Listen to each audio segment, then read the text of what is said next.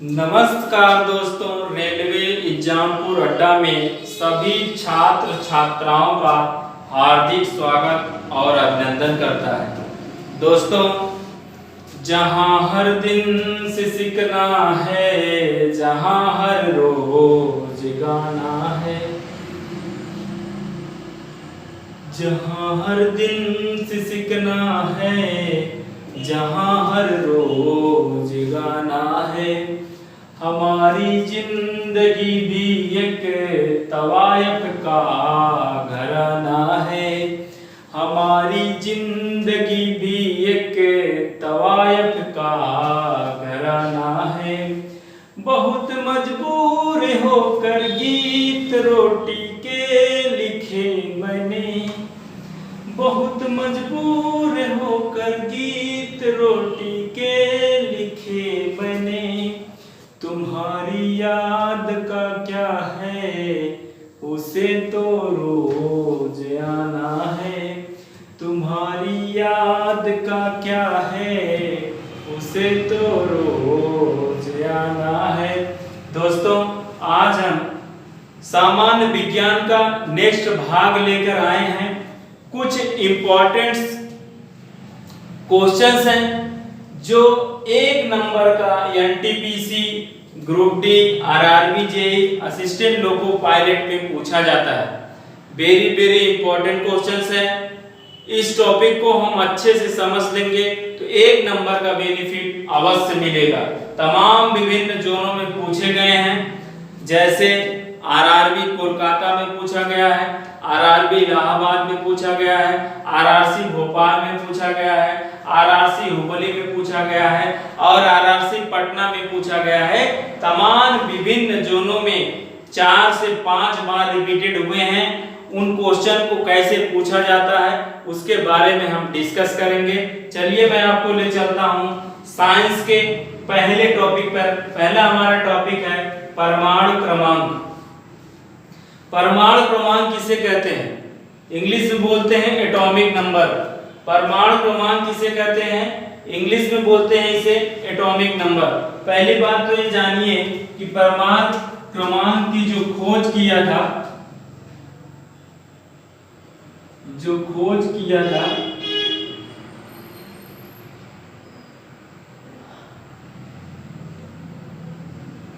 मोसले ने किया था।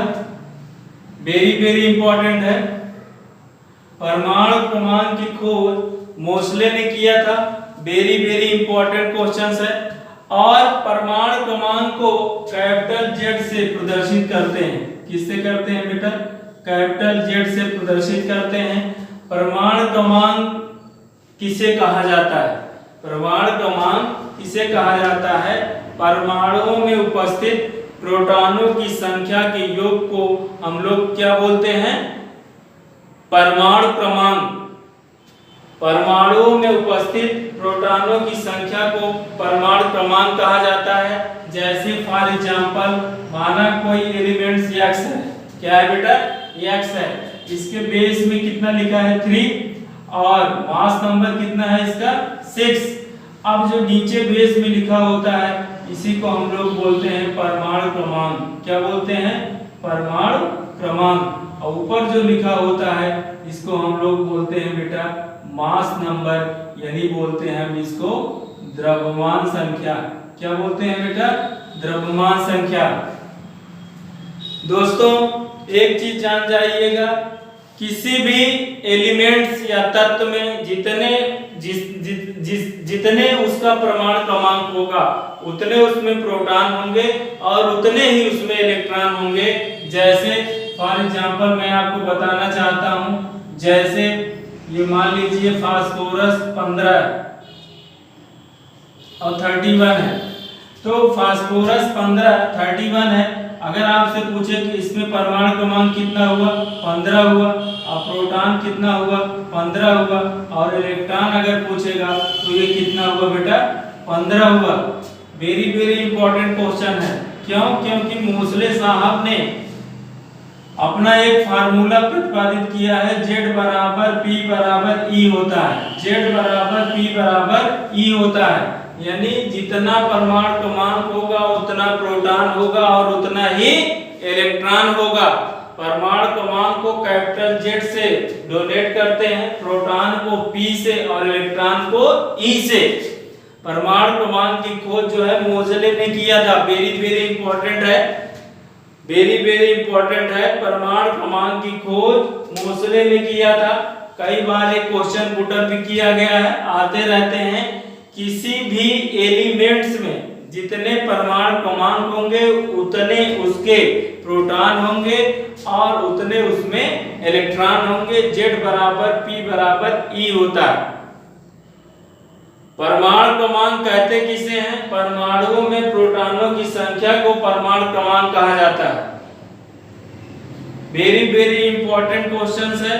परमाणु एक सूक्ष्म गोलाकार कण होता है या एक उदासीन होता है। परमाणु की खोज 600 ईसा पूर्व पहले कणाद ने किया था। उसके बाद 1803 ईस्वी में जॉन डाल्टन ने बताया कि परमाणु एक सूक्ष्म गोलाकार विद्युत उदासीन कण होता है। 1805 में रसायन विज्ञान के महान वैज्ञानिक जिनका नाम है लॉर्ड आनेस रदरफोर्ड ने बताया कि परमाणु के मध्य में नाभिक होता है और नाभिक के बाहर इलेक्ट्रॉन त्रिविम क्षेत्र में चक्कर लगाता है। जहां इलेक्ट्रॉन के पाए जाने की प्रायिकता सबसे अधिक होती है उसी को परमाणु ऑर्बिटल या कक्षक कहा जाता है। आइए दोस्तों हम सेकंड चर्चा करते हैं द्रव्यमान संख्या। इसको बोलते हैं मास नंबर। इसको क्या बोलते हैं बेटा? Mass number. मास नंबर की खोज किसने किया था बेटा? ये जानिएगा। मास नंबर की खोज जो है नील्स बोर नामक वैज्ञानिक ने किया था। किसने किया था? नील्स बोर नामक वैज्ञानिक ने किया था। वेरी वेरी इंपॉर्टेंट क्वेश्चंस है। अब द्रव्यमान संख्या को कैपिटल ए से प्रदर्शित करते हैं, परमाणु क्रमांक को कैपिटल जेड से प्रदर्शित करते हैं। द्रव्यमान संख्या होती क्या है? परमाणुओं में उपस्थित प्रोटॉनों और न्यूट्रॉनों की संख्या के योग को हम लोग बोलते हैं द्रव्यमान संख्या। फिर से समझिएगा, परमाणुओं में उपस्थित, क्योंकि परमाणु एक विद्युत उदासीन गोलाकार कण होता है, तो कह रहा है कि परमाणुओं में प्रोटॉनों की संख्या प्लस न्यूट्रॉनों की संख्या के योग को क्या बोलते हैं? द्रव्यमान संख्या। तो द्रव्यमान संख्या A बराबर होता है P प्लस N, यानी प्रोटॉनों की संख्या और न्यूट्रॉनों की संख्या के योग को हम लोग क्या बोलते हैं? द्रव्यमान संख्या। अब एक चीज बताइए, जैसे फॉर एग्जांपल कोई एलिमेंट X है, इसके बेस में 8 लिखा है और टॉप पे 16 लिखा हुआ है। अब इसका एटॉमिक नंबर कितना हुआ? 8 हुआ। मास नंबर कितना हुआ? 16 हुआ। अगर आपसे पूछे कि इसका द्रव्यमान संख्या निकालिए, क्या निकालिए? द्रव्यमान संख्या। अब एक चीज बताइए, द्रव्यमान संख्या निकले कैसे? प्रोटॉन प्लस न्यूट्रॉन को ऐड कर दीजिएगा, प्रोटॉन और न्यूट्रॉन को ऐड कर दीजिएगा तो कितना आएगा? अब देखिए ये P है तो ये हमारा 8 हुआ। न्यूट्रॉन कैसे निकलेगा? परमाणु भार माइनस परमाणु क्रमांक, तो यानी ये 8 प्लस 8 बराबर कितना हुआ? 16। तो कितना हुआ बेटा? 16। तो इसमें क्या निकलेगा? इसमें निकला हमारा कि इसका जो द्रव्यमान संख्या है कितना आया? 16 आया है। तो न्यूट्रॉनों की संख्या बराबर होता है द्रव्यमान संख्या माइनस परमाणु क्रमांक। न्यूट्रॉनों की संख्या लिखना चाहो यहां लिख सकते हो। न्यूट्रॉनों की संख्या बराबर होता है द्रव्यमान संख्या माइनस परमाणु क्रमांक। n बराबर a माइनस जेड, n बराबर a माइनस जेड। तो द्रव्यमान संख्या किसे कहते हैं? प्रोटॉनों की संख्या प्लस न्यूट्रॉनों की संख्या के योग को द्रव्यमान संख्या कहा जाता है।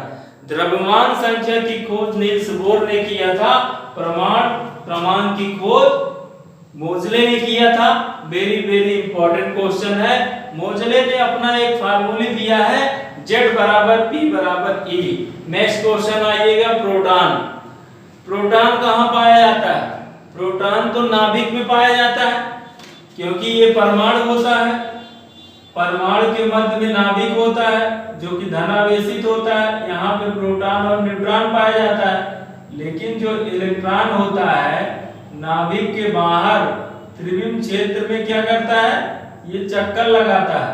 क्या करता है, चक्कर लगाता है। जहां इलेक्ट्रॉन के पाए जाने की प्रायिकता सबसे अधिक होती है उसी को परमाणु ऑर्बिटल या कक्षक कहा जाता है। क्या कहा जाता है बेटा, परमाणु ऑर्बिटल या कक्षक कहा जाता है। ये इलेक्ट्रॉन हुआ, ये हमारा प्रोटॉन हुआ और ये हमारा क्या हुआ बेटा, ये हमारा न्यूट्रॉन हुआ। अब सबसे महत्वपूर्ण चीजें ये बात है कि प्रोटॉन की खोज किसने किया था। प्रोटॉन की खोज जो है सर्वप्रथम, प्रोटॉन की खोज जो सर्वप्रथम किया था, वेरी वेरी इंपॉर्टेंट क्वेश्चंस है, जो सर्वप्रथम किया था 1919 ईस्वी में गोल्डस्टीन ने किया था। किसने किया था बेटा, गोल्डस्टीन नामक वैज्ञानिक ने किया था। लेकिन प्रोटॉन क्या है, कहाँ पाया जाता है, इसके बारे में पूरा गहन अध्ययन जो दिया था 1920 ईस्वी में लॉर्ड अर्नेस्ट रदरफोर्ड ने दिया था। किसने दिया था, लॉर्ड अर्नेस्ट रदरफोर्ड ने दिया था। अगर पूछा जाएगा सर्वप्रथम प्रोटॉन की खोज किसने किया था तो 1919 में गोल्डस्टीन ने सबसे पहले इसके बारे में खोज निकाला था प्रोटॉन की। लेकिन प्रोटॉन क्या है, कहाँ पाया जाता है, इसके बारे में जो गहन अध्ययन किया था लॉर्ड अर्नेस्ट रदरफोर्ड ने 1920 में। प्रोटॉन एक धनावेशित होता है जो नाभिक के अंदर पाया जाता है, नाभिक के अंदर पाया जाता है। और देखिए नेक्स्ट है हमारा इलेक्ट्रॉन। इलेक्ट्रॉन नाभिक के बाहर त्रिविम क्षेत्र में चक्कर लगाता है। इसकी खोज वेरी वेरी इंपॉर्टेंट है 1800, कई बार क्वेश्चन ग्रुप डी एनटीपीसी में पूछा गया है। 1897 में एक वैज्ञानिक है जिनका नाम है जे टॉमसन।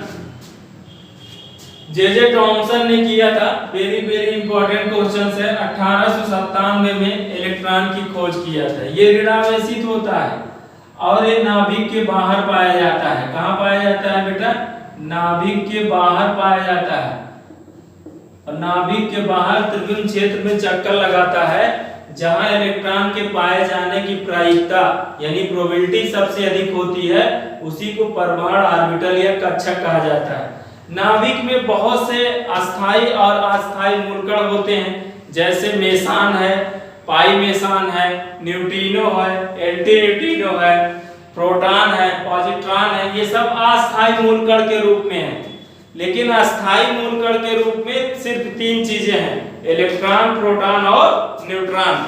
नेक्स्ट आइए बेटा, वो है हमारा न्यूट्रॉन, जिसको न्यूट्रल है, ये भी नाभिक के अंदर पाया जाता है। इस पे जो आवेश होता है शून्य होता है, लेकिन प्रोटॉन पर आवेश जो है धनात्मक होता है, इलेक्ट्रॉन पर ऋणात्मक होता है, और इस पे जो आवेश होता है शून्य होता है, अर्थात उदासीन होता है, अर्थात न्यूट्रल होता है। इसकी खोज जो है 1932 ईस्वी में जेम्स चैडविक नामक वैज्ञानिक किया था।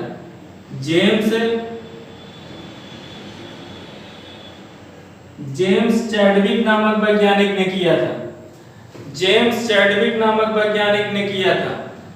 न्यूट्रॉन जो होता है न्यूट्रल होता है, उदासीन होता है, इसलिए इसी के ऊपर शून्य आवेश होता है। कौन सा आवेश होता है बेटा, शून्य आवेश होता है। कई बार ये एनटीपीसी में पूछा गया है कि न्यूट्रॉन पर कौन सा आवेश होता है, शून्य होता है।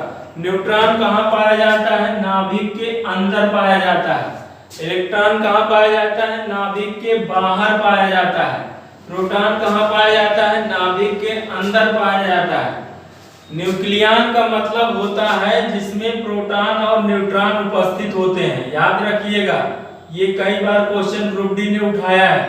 न्यूक्लियन से क्या तात्पर्य है, जिसमें इलेक्ट्रॉन और प्रोटॉन उपस्थित होते हैं उसको न्यूक्लियन कहा जाता है। दोस्तों, आज हमने आपको बताया कि परमाणु क्रमांक बोले तो एटॉमिक नंबर किसे कहते हैं, और इसकी खोज किसने किया था? द्रव्यमान संख्या किसे कहते हैं, मास नंबर किसे कहते हैं, इसकी खोज किसने किया था? और मैंने आपको बताया प्रोटॉन क्या होता है, कहाँ पाया जाता है, इसकी खोज किसने किया था? इलेक्ट्रॉन क्या होता है, कहाँ पाया जाता है, इस पे आवेश कितना होता है, इसकी खोज किसने किया था? और न्यूट्रॉन कहाँ पाया जाता है, कि इस पे कितना आवेश होता है, और इसकी खोज किसने किया था? वेरी इंपॉर्टेंट क्वेश्चंस है आने वाले ग्रुप डी और एनटीपीसी एग्जाम के लिए। दोस्तों मेरा एक YouTube चैनल है जिसका नाम है रेलवे एग्जामपुर अड्डा। इस चैनल को ज्यादा से ज्यादा लाइक करें, सब्सक्राइब करें, बेल आइकन को प्रेस करें और अपने दोस्तों के ग्रुप में इसे ज्यादा से ज्यादा शेयर करें। ऐसे ही आप हमेशा हमारा सपोर्ट बनाए रखें। आने वाले ग्रुप डी एनटीपीसी एग्जाम में मैं वादा रखता हूं आपको 100 में 100% सफल बनाऊंगा। दोस्तों लहरों से डरकर नैया पार नहीं होती है, लहरों से डरकर नौका पार नहीं होती है, और कोशिश करने वाले की कभी हार नहीं होती है। नन्ही चींटी जब दाना लेकर चढ़ती है, चढ़ती दीवारों पर 100 बार फिसलती है। नन्ही चींटी जब दाना लेकर चलती है, चढ़ती दीवारों पर 100 बार फिसलती है। मन का विश्वास, रगों में साहस, चढ़कर गिरना, गिरकर चलना कभी न खड़ता है। आखिर उसकी मेहनत कभी बेकार नहीं होती है, और कोशिश करने वाले की कभी हार नहीं होती है। दोस्तों असफलता एक चुनौती है, असफलता एक चुनौती है, स्वीकार करो क्या कमी रह गई देखो और सुधार करो। जब सफल ना हो नींद चैन को त्यागो तुम, संघर्षों के मैदान कभी छोड़ मत भागो तुम। कुछ किए बिना समाज में किसी की जयकार नहीं होती है, और कोशिश करने वाले की कभी हार नहीं होती है। दोस्तों जय हिंद, जय भारत।